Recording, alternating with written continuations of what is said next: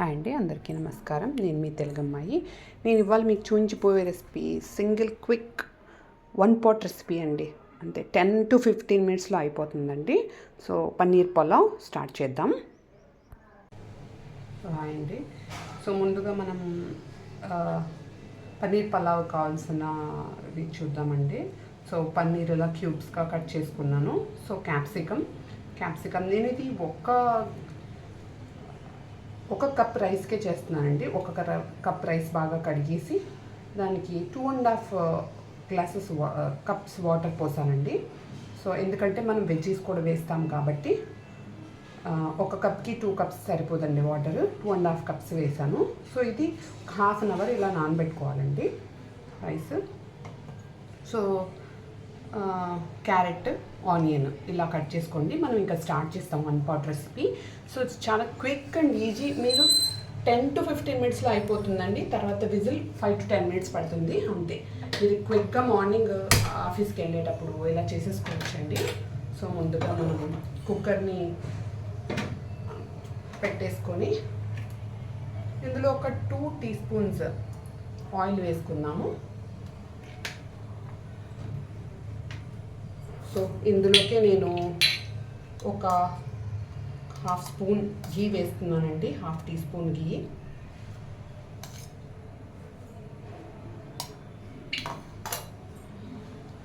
So వేసిన తర్వాత కొంచెం హీట్ అయ్యాక జీరా వేస్తున్నానండి. సో ఇందులోకి మనము ఒక ఇలాచి, దాల్చిన చెక్క, ఒక 4-5 మిరియాలు, ఒక 4-5 లవంగాలండి. సో ఇవన్నీ మనము వేసేద్దాం. వీటితో పాటు జీడిపప్పులండి. సో నేను ఇవన్నీ వేస్తున్నాను.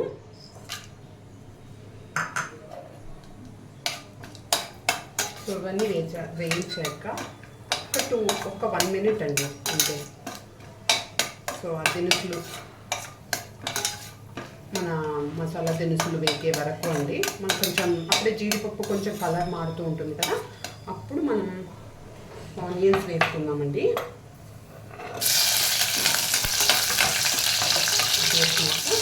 ఆనియన్స్ వేసాను.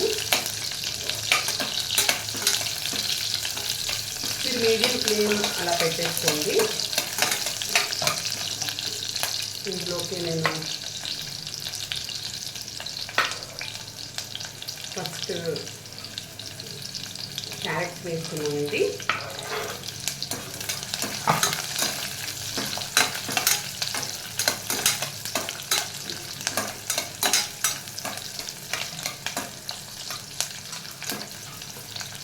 తర్వాత క్యాప్సికమ్ వేస్తున్నాను.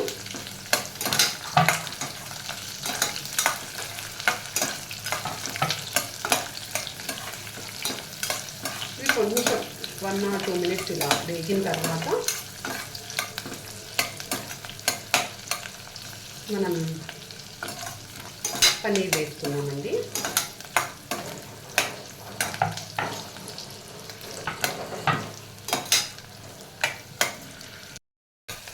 ఇందులోకి పన్నీర్ ముక్కలు కూడా వేస్తున్నాము. సో మీరు పన్నీర్ని ఇలా చూస్తూ ఫ్రై చేస్తూ ఉండండి.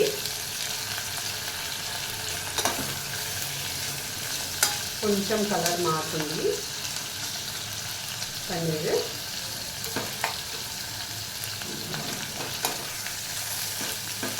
ఇప్పటిదాకా కొంచెం అలా వేస్తూ ఉండండి. మరి ఎక్కువ పన్నీర్ని వేయించకండి, చిరిగిపోతుంది. సో అలా ఆయిల్లో ఆనేలాగా అలాగా పెట్టండి. సో పన్నీర్ అలా ఫ్రై అయిపోతుంది. చూస్తున్నాక కొంచెం పన్నీర్ అయితే ఫ్రై అయ్యిందండి. సో ఇప్పుడు ఇందులోకి మనం ½ teaspoon అల్లం వెల్లుల్లి పేస్ట్ వేసుకుంటున్నానండి.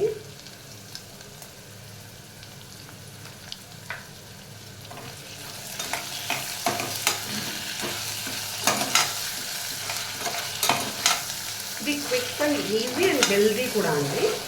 సో ఇప్పుడు ఇందులోకి మనము అల్లం వెల్లుల్లి పేస్ట్ జస్ట్ ఆ పచ్చిదనం పోయే వరకు ఇలా వేస్తే సరిపోతుంది.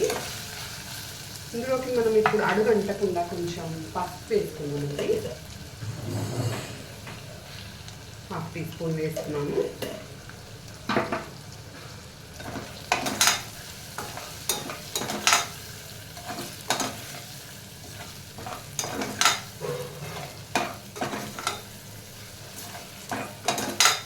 సో ఇక్కడ చూస్తున్నారుగా, ఇందులోకి మనం రుచికి సరిపడా సాల్ట్ అండి,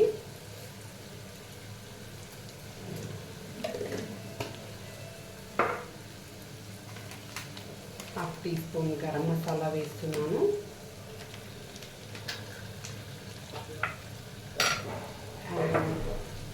హాఫ్ టీ స్పూన్ కారం వేస్తున్నానండి.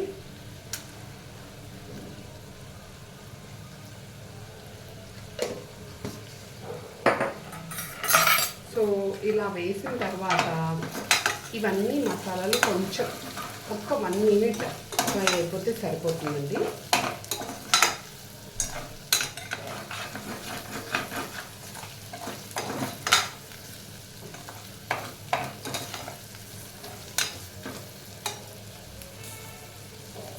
ఇలా ఫ్రై అయ్యాక మీరు ముందుగా మనం నానబెట్టుకున్నాం కదండి.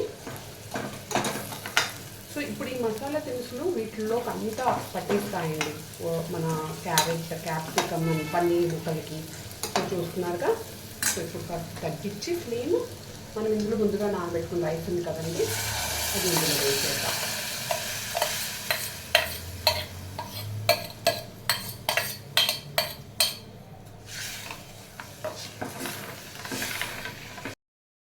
మనం కాస్త కొత్తిమీర వేసుకుందాం. సో ఇప్పుడు హై ఫ్లేమ్ పెట్టి మీరు ఇది బాయిల్ అవ్వేలాగా చూడండి. ఒక బాయిల్ రావాలి, అంటే ఒక బాయిల్ అయ్యే వరకు. దీన్ని మనం పలావ్ కాబట్టి హై ఫ్లేమ్ మీదే వండుకుంటాం. సో ఇప్పుడు ఇది ఒక బాయిల్ రానిద్దామండి. సో ఇదిలా ఒక బాయిల్ రావాలి. చూస్తున్నారు కదా, ఇప్పుడు బాయిల్ అవుతుంది. సో బాయిల్ అవుతున్నప్పుడు మీరు ఇలా ఒకసారి కలిపారనుకోండి, అది ఈ వెజ్జీస్ అన్నీ ఎక్కడెక్కడో ఉండిపోవు. సో అన్నీ రైస్లోకి బాగా కలుస్తాయి అన్నమాట. ఇలా మీరు ఒక బాయిల్ వచ్చాక ఇలా కలిపిన తర్వాత మనం ఇంకా కుక్కర్ మూత పెట్టేస్తామండి. ఇది హై ఫ్లేమ్ మీదే బాయిల్ అవ్వాలి.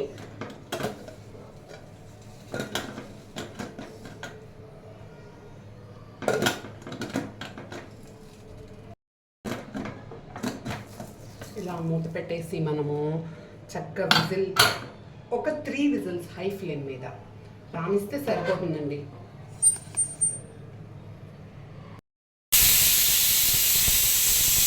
ఇలా 3 విజిల్స్ వచ్చేసాయండి. నేను ఇప్పుడు గ్యాస్ కట్టేస్తున్నాను. కట్టేసి ఇలా పక్కకి దింపేసి ఇది ఇలాగే మొత్తం విజిల్ పోయే వరకు ఇలా వదిలేసేయాలండి. ఇది 10 to 15 మినిట్స్ పడుతుంది. మొత్తం ఇలాగే వదిలేసేయాలి, మొత్తం విజిల్ పోయే వరకు వదిలేసేయాలండి. అంతే, రెడీ అయిపోతుంది మనకు. చూద్దామండి ఒక 15 మినిట్స్ తర్వాత. సో చూస్తున్నారుగా.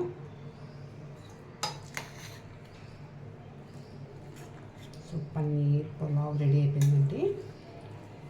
చాలా క్విక్ అండ్ ఈజీ. మీరు 10 మినిట్స్లో మ్యాక్సిమం 10 to 15 మినిట్స్లో ఇలా చేసుకొని మీరు రెడీ అయ్యేలోపు ఈ విజిల్ పోతే మీకు హ్యాపీగా బాక్స్కి తీసుకెళ్ళిపోవచ్చండి.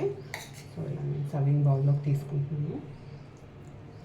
క్విక్, ఈజీ అండ్ మీకు ఈ వెజ్జీస్ అన్నీ, సో క్యాప్సికము, మీకు క్యారెట్, పన్నీర్, సో ఇలా హ్యాపీగా తినేయచ్చండి.